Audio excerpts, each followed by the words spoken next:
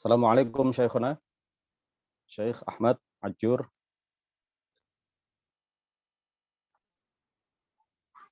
وعليكم السلام ورحمة الله وبركاته. Ismul ila Ajur hakadha Syekh bitasydidil jim. نعم، ولكن أنا في فار إيست أقول أنا باسمي الشيخ أحمد الرفاعي. Ahmad Ar-Rifai. Masya Allah. As-Saghir ya. Walaysa dzaka kabir. الله يرحمه. Abda Syekh.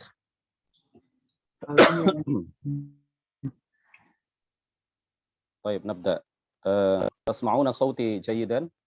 نعم صحيح. طيب نبدأ. Assalamualaikum warahmatullahi wabarakatuh. السلام. Alhamdulillahi rabbil alamin. Lahun ni'mah wa lahul fadl wa lahul thana'ul hasan.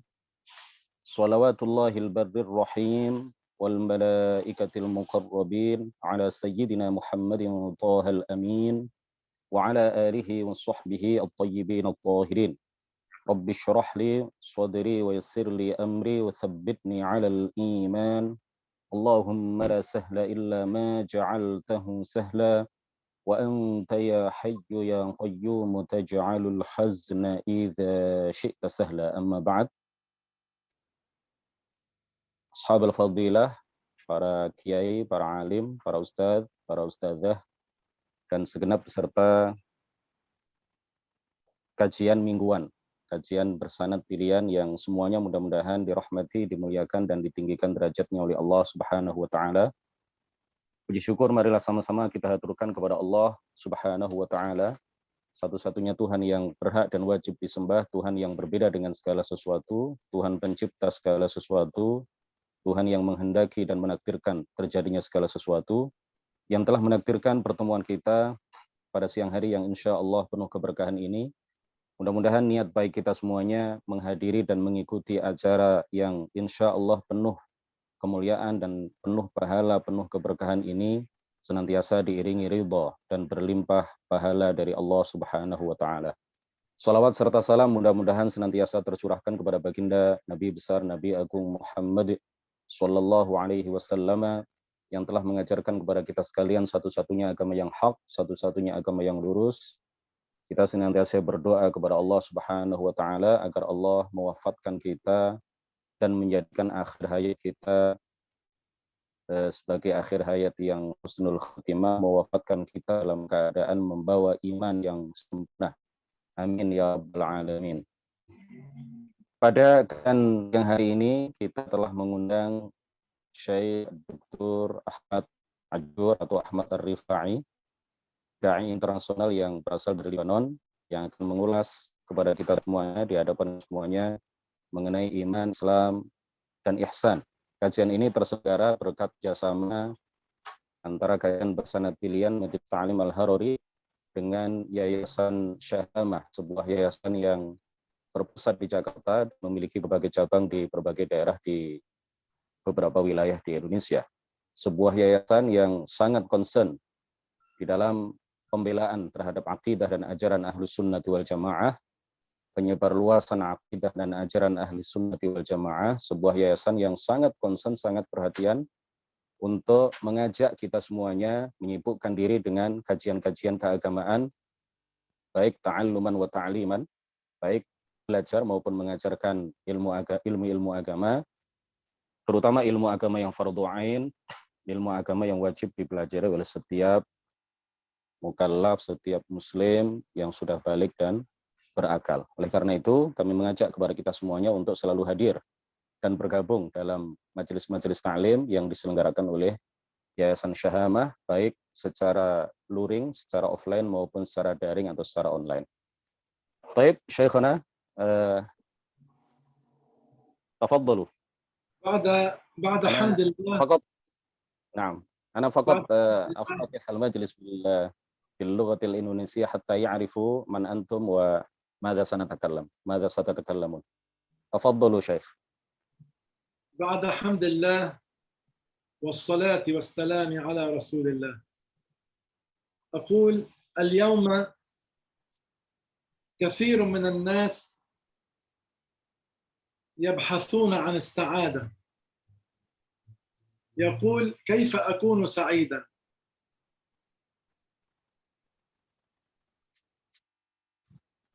Setelah beliau memanjatkan puji syukur kepada Allah Subhanahu wa taala dan bersolawat serta salam kepada baginda Rasulullah Shallallahu alaihi wasallam, beliau mengatakan kepada kita semuanya bahwa pada masa sekarang banyak orang yang bertanya-tanya apa itu kebahagiaan. Banyak orang yang ingin meraih kebahagiaan. Bahagia itu apa dan bagaimana cara meraih kebahagiaan? هناك سعادة دنيوية وهناك سعادة أخروية. Ada kebahagiaan duniawi dan ada kebahagiaan ukhrawi, ada kebahagiaan yang berkaitan dengan akhirat. السعادة الدنيوية وردت في حديث رسول الله صلى الله عليه وسلم حيث قال: 4 من السعادة، 4 من السعادة: الزوجة الصالحة، والدار الواسعة، والمركب الهنيء،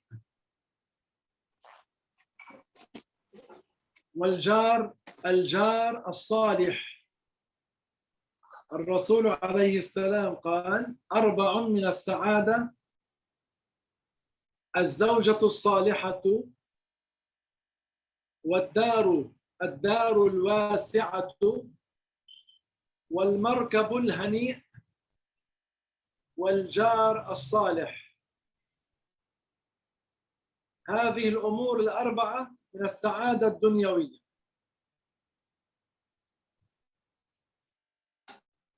Berkaitan dengan kebahagiaan yang sifatnya duniawi, ada keterangan di dalam sebuah hadis mengenai hal itu, di mana Rasulullah Shallallahu alaihi wasallam bersabda, 4 minas sa'adah.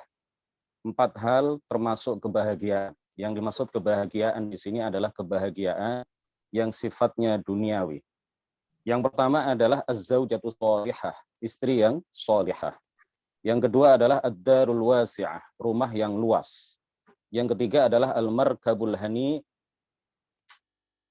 kendaraan yang nyaman. اليوم السيارة. Nah, yang ketiga adalah kendaraan yang nyaman. Yang keempat adalah al-jarus sholih, tetangga yang soleh. لكن لأن الزوجة الصالحة تساعد زوجها على طاعة الله، والدار الواسعة أيضا لو جاءه ضيوف يزورون زوجته يستطيع أن يدخل إلى غرفة أخرى يصلي يذكر الله. والمركب الهنيء قد يستعمله بطاعة الله. والجار الصالح لأن الجار الصالح ننتفع به لأنه ينفع غيره.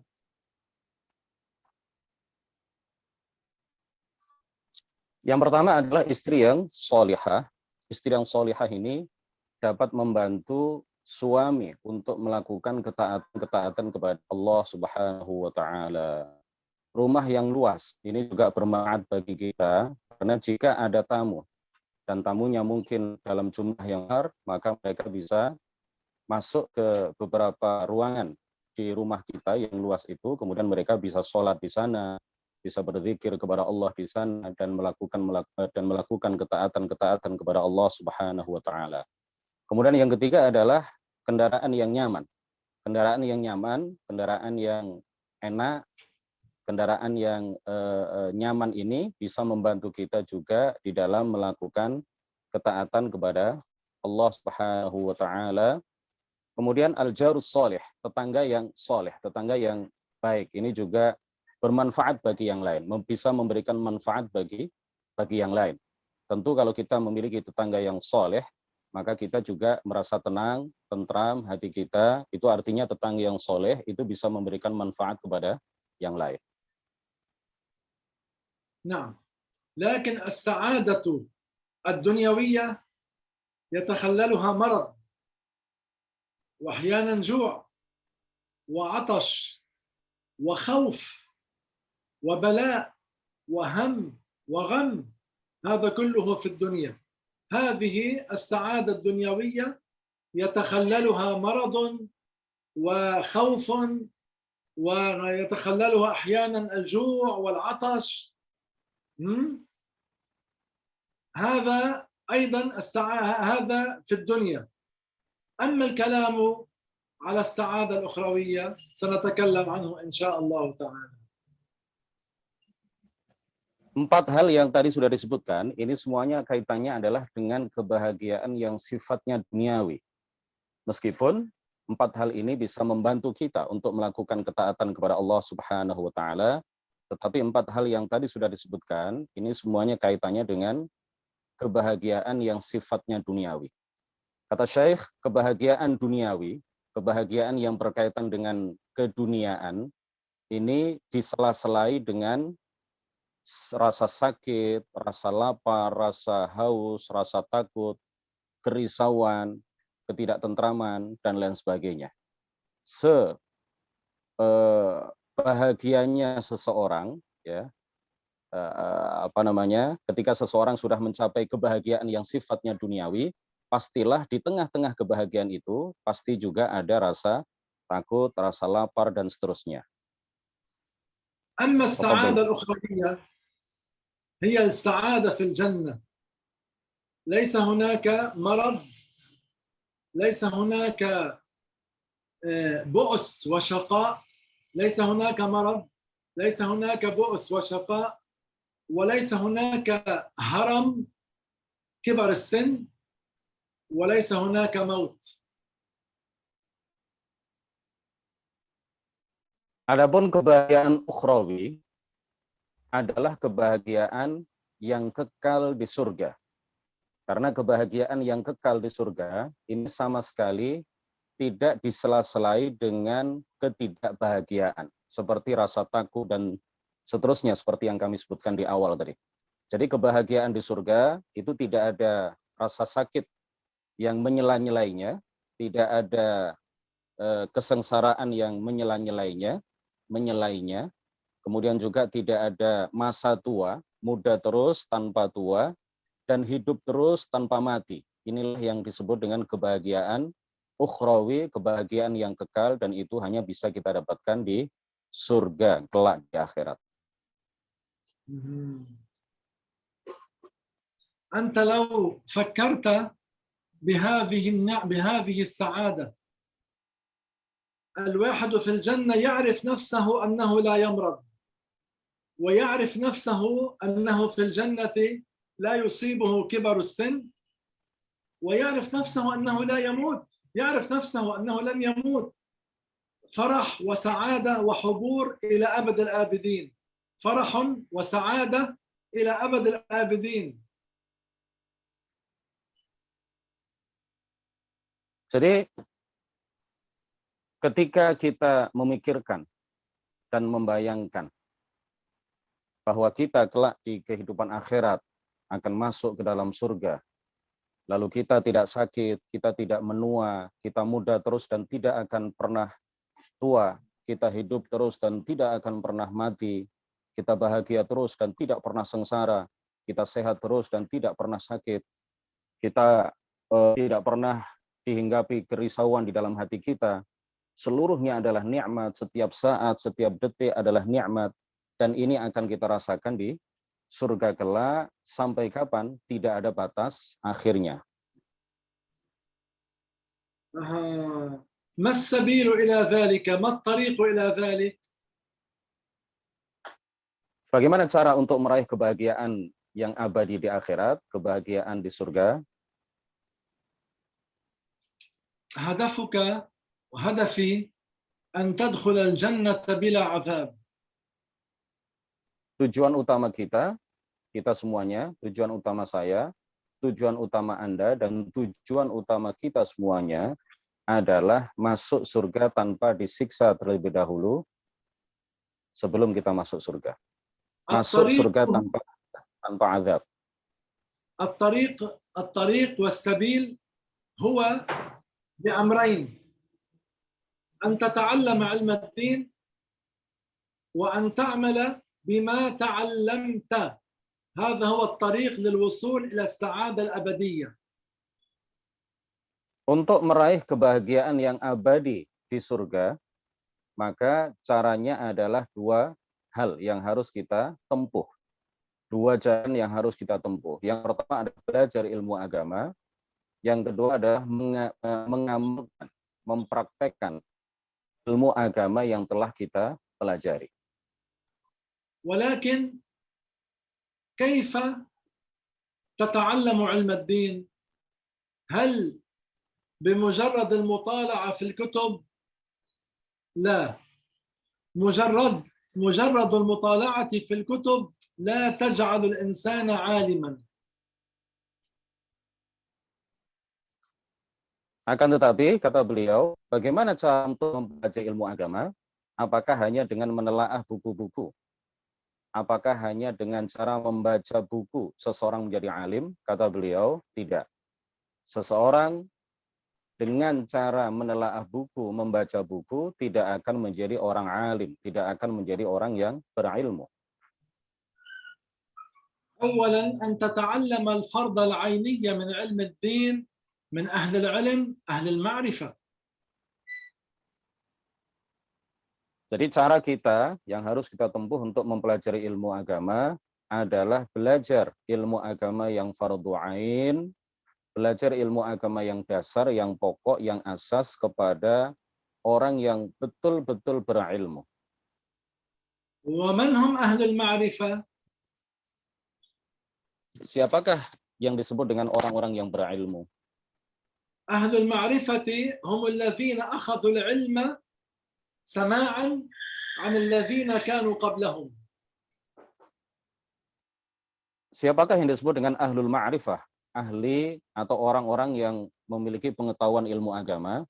Mereka adalah orang-orang yang belajar ilmu agama secara talaqi, face to face, berhadapan-hadapan, mengambil ilmu agama itu secara berhadapan-hadapan kepada orang-orang sebelumnya, kepada guru-guru mereka.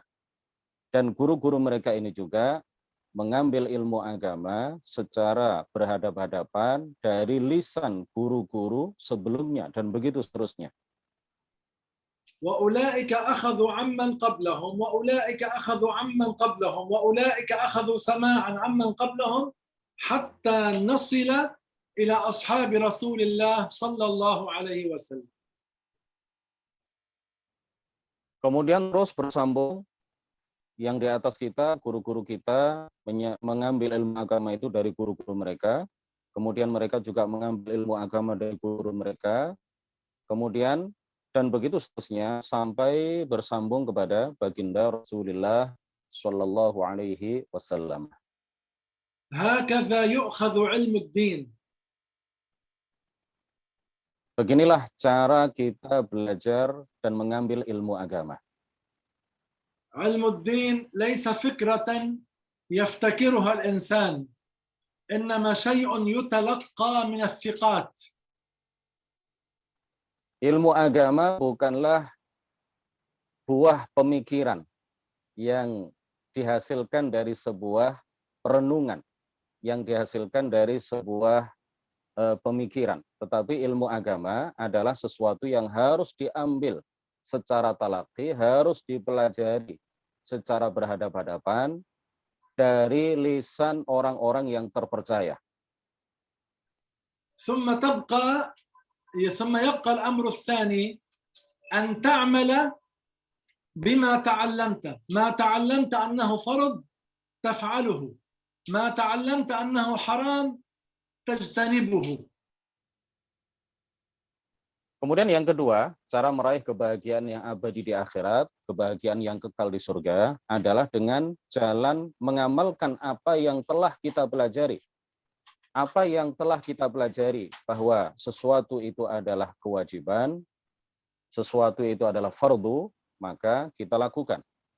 Apa yang kita pelajari bahwa sesuatu tertentu adalah perkara yang diharamkan oleh Allah Subhanahu wa taala, maka kita hindarkan diri kita darinya. Kita jauhi dia.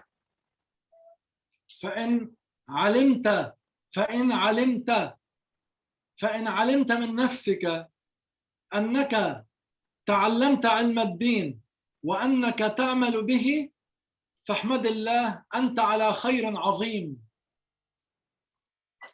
Jika kita telah mengetahui bahwa diri kita mengamalkan ilmu agama yang telah kita pelajari, maka seyuknyanya kita bersyukur dan bertahmid kepada Allah Subhanahu wa taala, karena itu artinya kita telah berada dalam kebaikan yang besar, dalam kebaikan yang agung. يا بشراك هنيئا لك من كان لمن تعلم علم الدين وعمل به لأنه يدخل الجنة بلا عذاب إن مات على هذه الحال.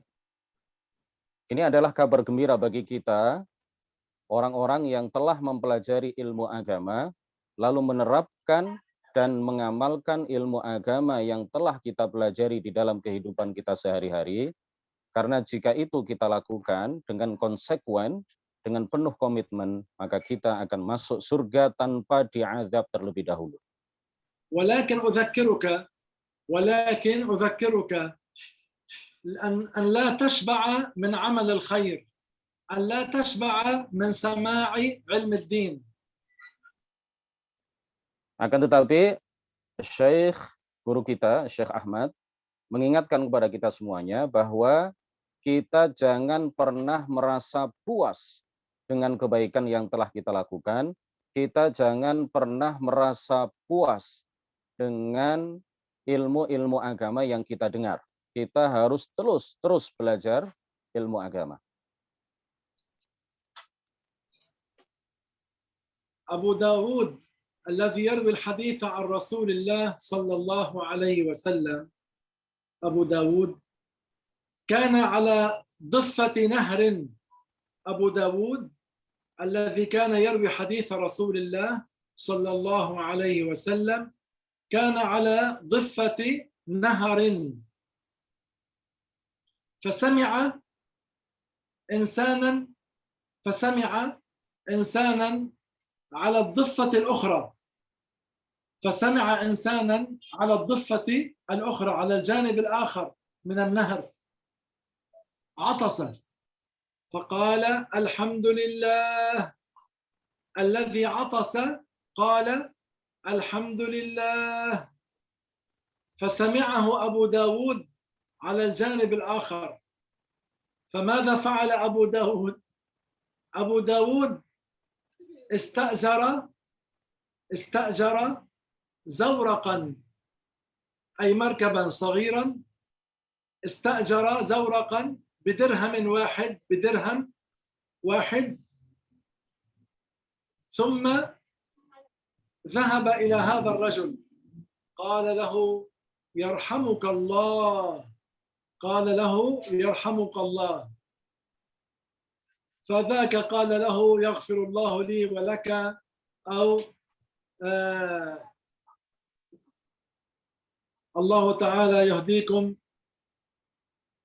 يهديكم ويصلح بالكم، يهديكم ويصلح بالكم. دعا له.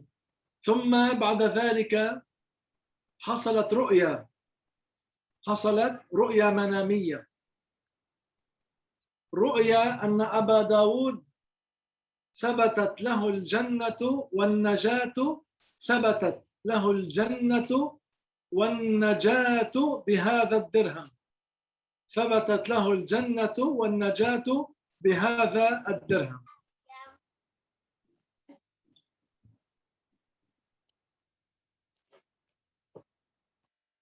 Yani dzakal ladzi 'atasha qala alhamdulillah, thumma Abu Dawud istajara zawraqan liyasila ila dzaka bidirhamin, thumma qala alhamdulillah, hakadha. Thumma qala أبو yarhamukallah. داود قال له Yarhamukallah. Baik. Baik, Syekhi. Mutarjim. Abu Dawud, beliau menceritakan sebuah kisah hikmah, sebuah kisah yang bisa kita ambil pelajaran di dalamnya. Mungkin kisahnya ini belum selesai ya, atau mungkin nanti akan disampaikan oleh beliau apa hikmah dari kisah yang beliau sampaikan ini. Abu Dawud, seorang perawi hadis yang sangat terkenal, pengarang Sunan Abi Dawud, beliau suatu ketika berada di tepi sebuah sungai. Lalu beliau melihat ada seseorang di tepi yang lain, di seberang sungai, di tepi yang lain. Orang ini sedang bersin, ya. Orang yang ada di sana itu bersin, kemudian dia mengucapkan Alhamdulillah. Abu Dawud yang berada di seberang sungai, dia mendengar suara bersin yang berasal dari orang yang berada di seberang sana, kemudian orang itu mengucapkan Alhamdulillah. Ini didengar oleh Abu Dawud. Lalu Abu Dawud menyewa sebuah perahu kecil dengan dengan harga 1 dirham, ya, dengan ongkos sewa 1 dirham. Lalu dia menuju ke orang tersebut, lalu dia mengucapkan yarhamukallah. Ya, sebagaimana kita tahu bahwa jika ada orang yang mengucapkan Alhamdulillah setelah dia bersin, disunahkan bagi kita untuk mendoakannya dengan doa yarhamukallah. Lalu orang tersebut ketika mendengar apa yang dibaca oleh Abu Dawud, dia kemudian banyak sekali hadis, orang itu kemudian mendoakan Imam Abu Dawud, yahdikumullahu wa yuslihu balakum. Setelah kejadian ini, Imam Abu Dawud dilihat di dalam sebuah mimpi. Ada seseorang yang mimpi bahwa berkat 1 dirham, yang dia keluarkan untuk menyewa perahu, untuk sampai kepada orang yang bersin yang mengucapkan Alhamdulillah, lalu dia mendoakannya dengan doa yarhamukallah, berkat itu sabatat lahu al-jannah. Ya. Dia kemudian ditetapkan sebagai penghuni surga. Tafadhalu Syekh. نعم أبو داود ما قال أنا عندي حسنات كثيرة، أنا عندي حسنات كثيرة فأنا لا أحتاج إلى هذه الحسنة، بل عظم شأن الحسنة، فلذلك الواحد منا لا يشبع من عمل الخير. Jadi Imam Abu Dawud, ibrah yang bisa kita ambil dari kisah hikmah yang disampaikan oleh Syekh tadi, bahwa Imam Abu Dawud sama sekali tidak menganggap remeh kebaikan yang dia lakukan itu. Imam Abu Dawud tidak mengatakan pada dirinya, saya sudah memiliki banyak sekali kebaikan, saya sudah melakukan banyak sekali kebaikan, saya telah memiliki pahala yang berlimpah, saya tidak butuh kepada pahala untuk mendoakan orang yang bersin yang telah mengucapkan Alhamdulillah. Beliau tidak melakukan seperti itu, tidak mengatakan di dalam hatinya seperti itu, tetapi beliau mengagungkan pahala mendoakan orang yang bersin yang telah mengucapkan Alhamdulillah, ya, dengan doa yarhamukallah. Ini beliau nilai sebagai kebaikan yang agung.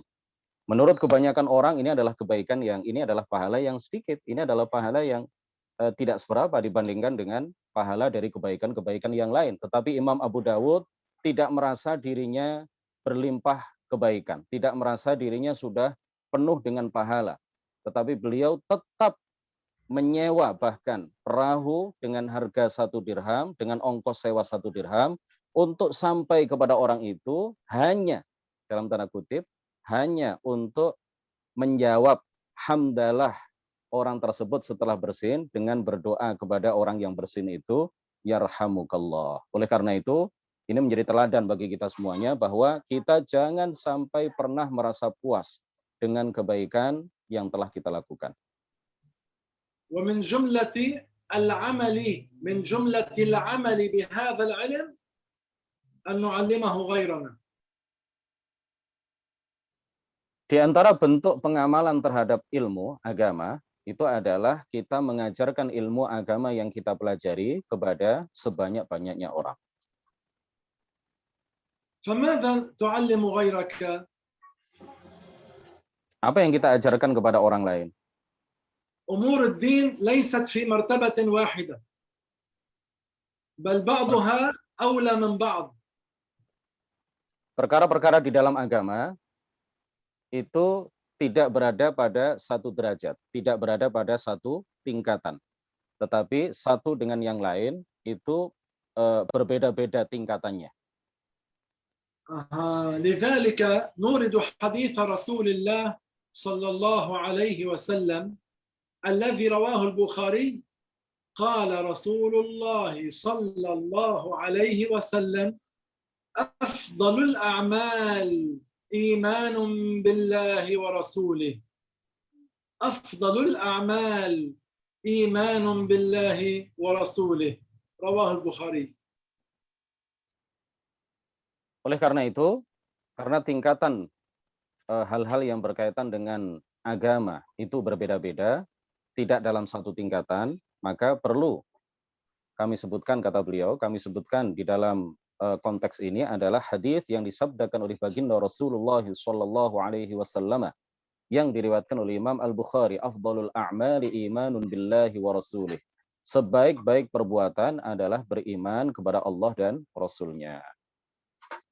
الإيمان بالله هو التصديق بالقلب بأن الله تعالى موجود لا يشبه الموجودات.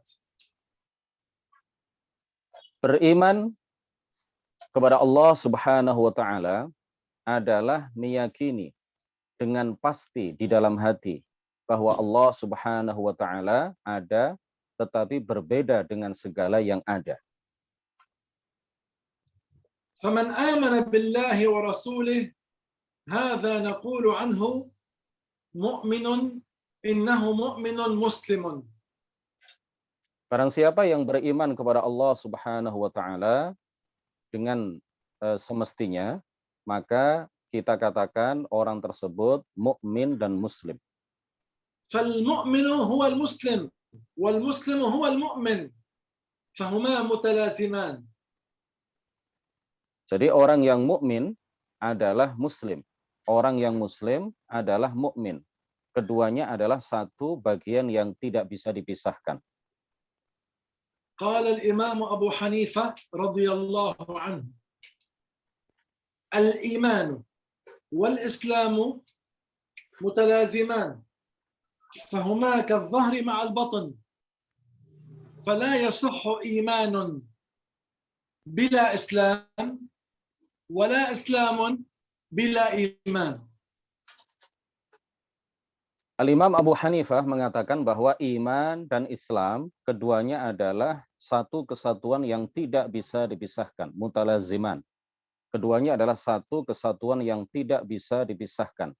Keduanya adalah bagaikan punggung dan perut yang keduanya tidak bisa dipisahkan. Maka tidak sah iman tanpa Islam dan tidak sah Islam tanpa iman karena keduanya adalah satu kesatuan yang tidak dapat dipisahkan.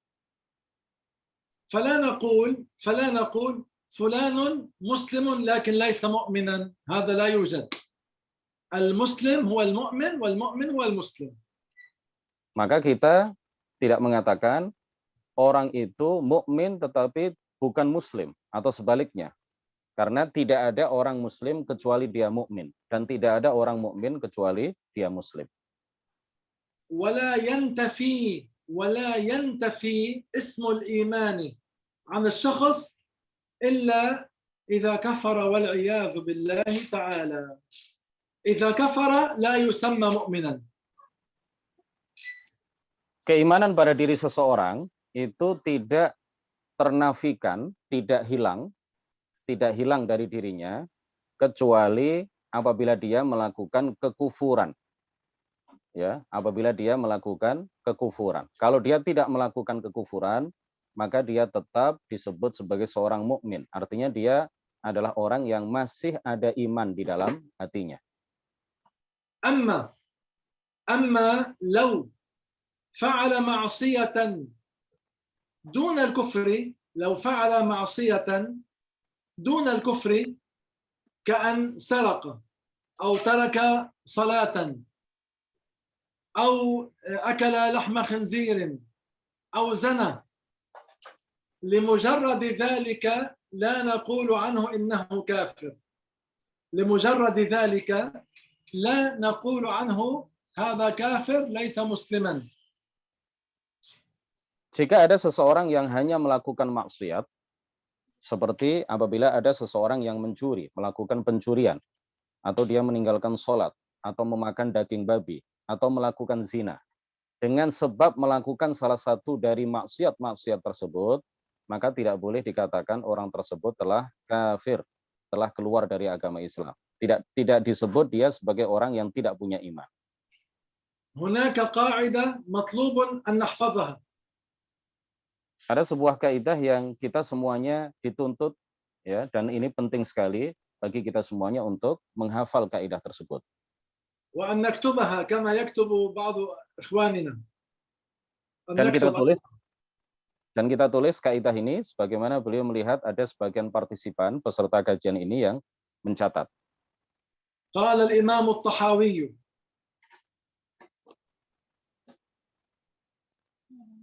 ولا نكفر أحدا من أهل القبلة، ولا نكفر أحدا من أهل القبلة بذنب، ولا نكفر أحدا من أهل القبلة بذنب ما لم يستحله، ولا نكفر أحدا من أهل القبلة بذنب ما لم يستحله. أي لا نقول عن مسلم عمل معصية دون الكفر إنه كافر إلا إذا استحل الذنب، إلا إذا قال هذا حلال مع كونه يعرف أن هذا حرام استحله، إذا قال عنه حلال يكون كذب الشريعة، هنا يكون كفر. Beliau menyampaikan satu kaidah, dan kaidah ini dinasihatkan oleh beliau agar kita mencatatnya dan menghafalnya. Beliau menyebutkan satu kaidah yang telah disepakati oleh para ulama, dan kaidah ini dikatakan oleh salah seorang ulama salaf yang bernama Al-Imam At-Tahawi. Beliau mengatakan, wala nukaffiru ahadan min ahlil qiblati bidzanbin ma lam yastahillahu. Dan kita tidak mengkafirkan seseorang, kita tidak mengkafirkan seorang muslim, ya, min ahlil qiblah artinya adalah kita tidak mengkafirkan seorang pun dari kaum muslimin bidzanbin dengan sebab dosa yang dia lakukan, malam yastahillahu selagi dia tidak meyakini kehalalan dosa yang dia lakukan. Apabila ada seseorang yang melakukan dosa, melakukan maksiat, kemudian dia mengatakan bahwa dosa ini adalah halal, dia meyakini kehalalan sesuatu yang haram, dia meyakini bahwa sebuah dosa itu halal untuk dilakukan, maka pada saat itulah orang ini telah kafir, keluar dari agama Islam. Tetapi kalau seseorang melakukan dosa, dalam hatinya dia masih meyakini keharaman dosa itu, tetapi tetap dia lakukan, maka pada saat itu dia masih disebut sebagai seorang muslim dan mukmin. فهذه النعمة العظيمة نعمة الإيمان، هذا ما نشتغل بتعليم معاني الإيمان للناس اليوم. Kenikmatan yang paling besar, paling agung adalah iman. Dan kita selama ini menyibukkan diri dengan menjelaskan kepada masyarakat luas mengenai makna-makna keimanan. Inilah yang kita sibukkan diri kita, baik belajar maupun mengajar, ya, tentang penjelasan mengenai makna-makna keimanan, ma'ani al-iman. فالاشتغال بتعليم الناس الاشتغال بتعليم الناس الفرض العيني من علم الدين بركاته كثيرة. Menyibukkan diri dengan mengajarkan ilmu agama yang pokok, ilmu agama yang dasar, ilmu agama yang fardhu ain. Menyibukkan diri dengan mengajarkan itu kepada masyarakat, barokahnya sangat agung, sangat banyak sekali. امرأة قبل 200 سنة من العراق اسمها فاطمة بنت أحمد، كانت امرأة عالمة ولية صالحة، كانت تعلم الناس علم الدين. الرجال والنساء يتعلمون منها.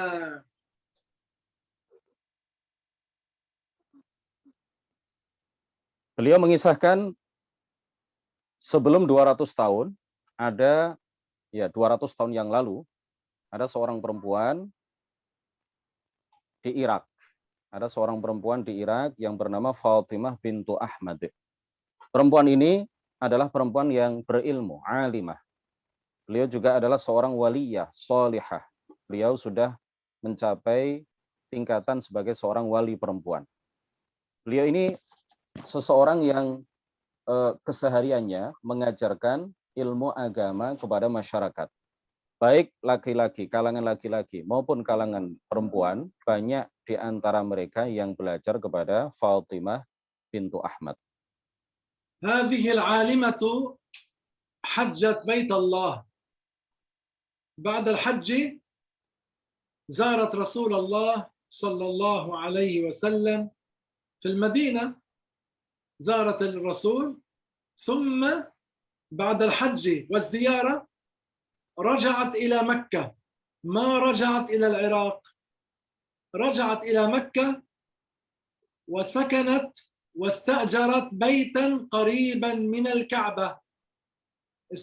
سكنت في بيت قريب من الكعبة، من بيتها ترى الكعبة، كانت من بيتها ترى الكعبة. Perempuan ini dalam satu kesempatan, beliau perempuan yang bernama Fatimah bintu Ahmad yang berasal dari Irak ini, dalam satu kesempatan beliau berhaji ke Baitullah. Kemudian setelah haji, beliau menuju ke Madinah untuk berziarah ke makam Rasulullah Shallallahu Alaihi Wasallam.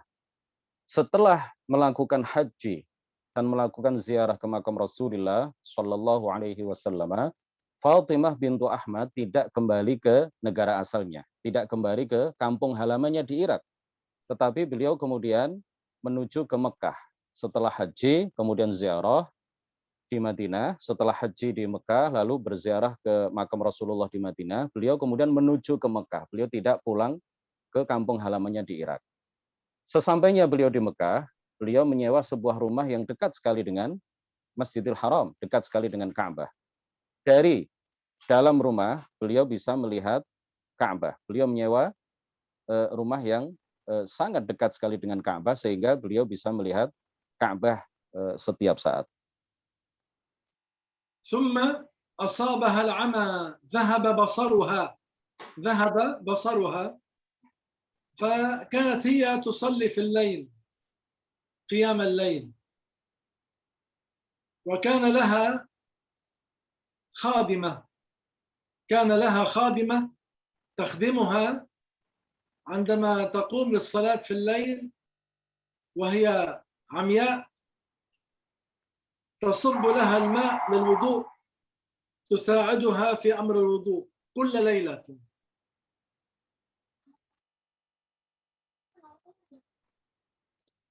Kemudian suatu ketika perempuan solihah ini yang bernama Fatimah bintu Ahmad mengalami kebutaan. Beliau di antara aktivitas yang selalu beliau lakukan adalah sholat malam. Di antara aktivitas yang rutin beliau lakukan adalah sholat malam. Karena beliau mengalami kebutaan, setelah beliau buta, sholat malam itu tidak beliau tinggalkan. Beliau punya seorang khadimah, seorang pembantu perempuan yang selalu membantu beliau di dalam mengambilkan air wudhu. ثم هذه الخادمة في يوم من الأيام طلبت إجازة vacation أن تذهب إلى بيت أهلها فأذنت لها السيدة فاطمة فذهبت الخادمة إلى بيت أهلها وبقيت السيدة فاطمة في البيت وحدها. Kemudian suatu ketika pembantu perempuan ini memohon izin kepada Fatimah bintu Ahmad untuk berlibur, untuk pulang ke rumah keluarganya. Setelah diizinkan oleh Fatimah bintu Ahmad kepada pembantu perempuan ini untuk berlibur, maka berangkatlah pembantu perempuan ini ke kampung halamannya, ke rumah keluarganya, dan Fatimah bintu Ahmad di Makkah, di rumah yang beliau sewa di dekat Ka'bah itu, beliau hidup sendirian. ثم قامت في الليل وحدها السيدة فاطمة لتصلي كعادتها. قامت في الليل لتصلي كعادتها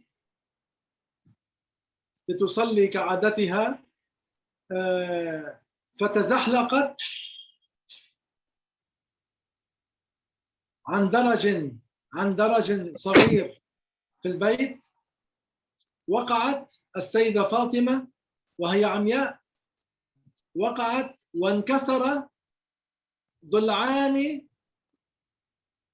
من أضلاعها، هذه العظام التي في الصدر، الضلع انكسر ضلعان، وتحملت الألم وتحملت الألم وتوضأت وصلت كعادتها. تخيل إن امرأة عمياء قامت في الليل لتصلي ثم وقعت وانكسر ضلعان من أضلاعها وتحملت الألم وتوضأت وصلت كعادتها. Kemudian dalam kesendirian beliau, pada suatu malam, beliau mengambil air wudhu, ya, beliau bangun, ingin melakukan sholat malam seperti biasanya, seperti yang sudah beliau rutinkan setiap malam. Beliau bangun tidur, pergi ke tempat wudhu, tetapi ternyata apa? Kakinya terpeleset di tangga rumah beliau, di tangga kecil, lalu beliau jatuh. Setelah jatuh, ternyata ada dua tulang rusuk, ya, tulang dada beliau itu yang patah. Tetapi beliau tetap bangkit dari jatuhnya itu, lalu menuju tempat wudhu, beliau kemudian berwudhu, lalu sholat seperti biasa. Beliau tidak mau meninggalkan sholat malam yang sudah beliau rutinkan selama bertahun-tahun. Coba bayangkan, seorang perempuan hidup sendirian dalam keadaan mata beliau buta, kemudian tulang dada, tulang rusuk beliau sebanyak 2 tulang rusuk patah, tetapi beliau tetap bangkit untuk mengambil air wudhu sendirian, lalu sholat dan tidak mau meninggalkan sholat malam yang sudah dirutinkan oleh beliau setiap malam. ثم نامت فرأت رسول الله صلى الله عليه وسلم في المنام وأبا بكر وعمر. بعد أن نامت في المنام رأت رسول الله وأبا بكر وعمر يأتون إليها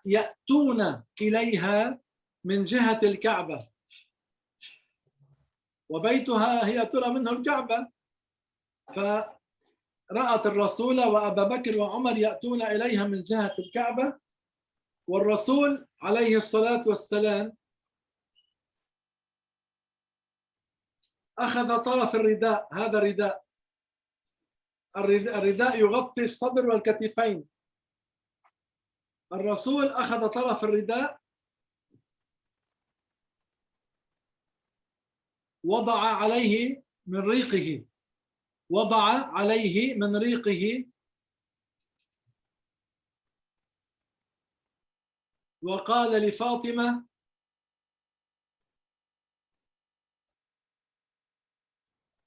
امسحي به عينيك، لأن هي كانت عمياء، امسحي به عينيك. فمسحت عينيها ثم تذكرت موضع الكسر الذي أصابها،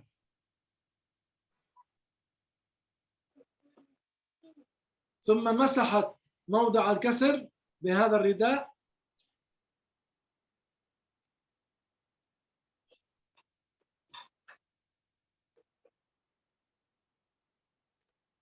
فاستيقظت من نومها فإذا بصرها قد عاد وذهب الكسر الذي أصابها.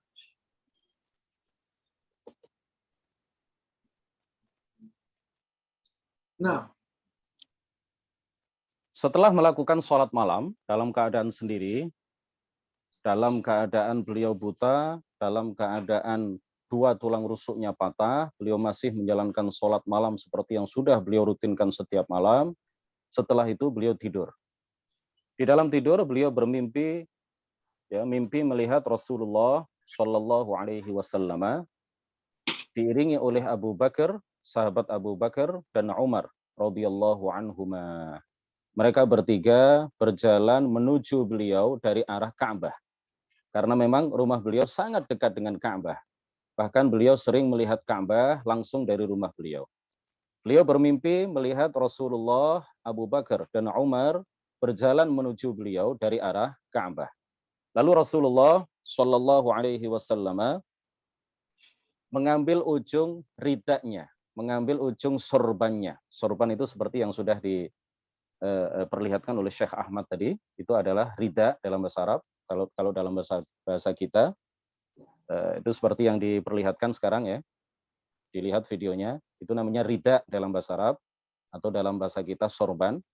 Ujung sorban Rasulullah Shallallahu Alaihi Wasallam itu kemudian dipegang oleh baginda Rasul Shallallahu Alaihi Wasallam. Kemudian beliau mengusapkan air liur mulia beliau ke ujung ke sorban itu. Jadi beliau mengambil ujung rida itu, ujung sorban itu, kemudian beliau mengambil air liur lalu diusapkan ke selendang atau ke sorban beliau itu. Lalu mengatakan kepada Fatimah bintu Ahmad, imsahi bihi ainaiki. Usapkanlah sorban yang telah aku basahi, yang telah aku lumuri dengan air liurku ini, air ludahku ini, usapkanlah ia ke kedua matamu, kedua mata engkau. Lalu beliau, Fatimah bintu Ahmad, mengusapkan sorban itu ke kedua mata beliau. Lalu beliau ingat bahwa kedua tulang rusuk beliau, dua tulang rusuk beliau itu patah.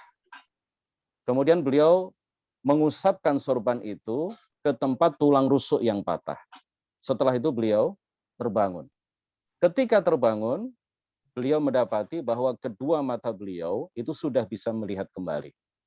Dan beliau setelah terbangun dari tidur mendapati dua tulang rusuk beliau yang patah akibat jatuh dari tangga sebelum beliau tidur, sebelum beliau sholat malam itu, setelah mimpi berjumpa dengan Rasulullah dan melakukan apa yang diperintahkan oleh Rasulullah kepada beliau, setelah beliau bangun dari tidur, ternyata beliau mendapati dua tulang rusuk beliau yang patah itu kemudian sembuh total seperti sedia kala.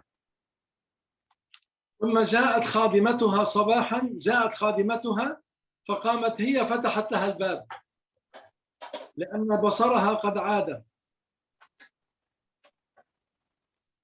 Kemudian setelah kejadian itu, pelayan perempuan yang berlibur ke rumah keluarganya itu kembali ke rumah beliau, ke rumah Fatimah bintu Ahmad.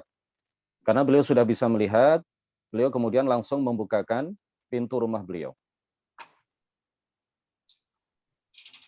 فانتشر خبرها وذاع صيتها إلى خارج مكة. Kemudian karena kejadian itu, dari mulut ke mulut, berita mengenai hal itu, berita mengenai beliau itu tersiar, tersebar ke seantero Mekah, bahkan sampai ke luar Mekah.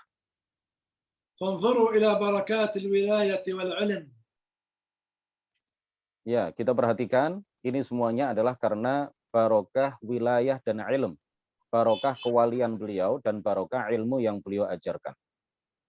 العمر قصير Umur ini sangat pendek, فقدم الأهم فالأهم.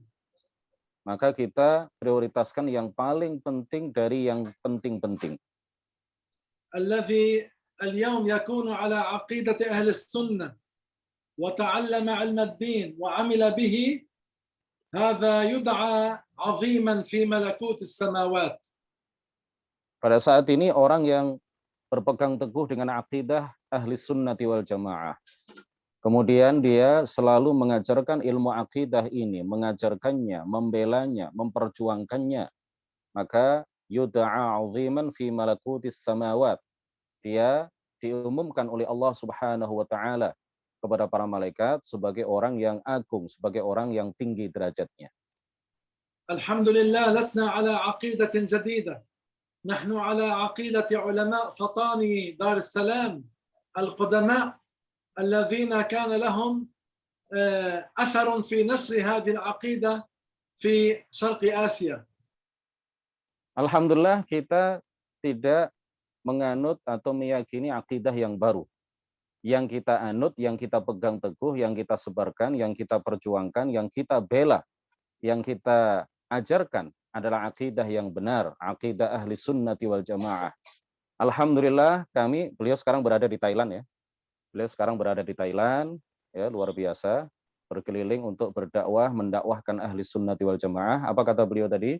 Beliau mengatakan, alhamdulillah akidah yang kami sebarkan itu sama dengan akidah yang diajarkan oleh para ulama Fatani, para ulama Patani, ya kalau kita menyebutnya para ulama Patani, salah satu daerah di Thailand, atau disebut juga Darussalam, Patani Darussalam. Alhamdulillah yang kami ajarkan sama dengan apa yang diajarkan dan disebarluaskan oleh para ulama Patani Thailand yang mereka punya andil besar di dalam menyebarkan Islam di Asia Tenggara.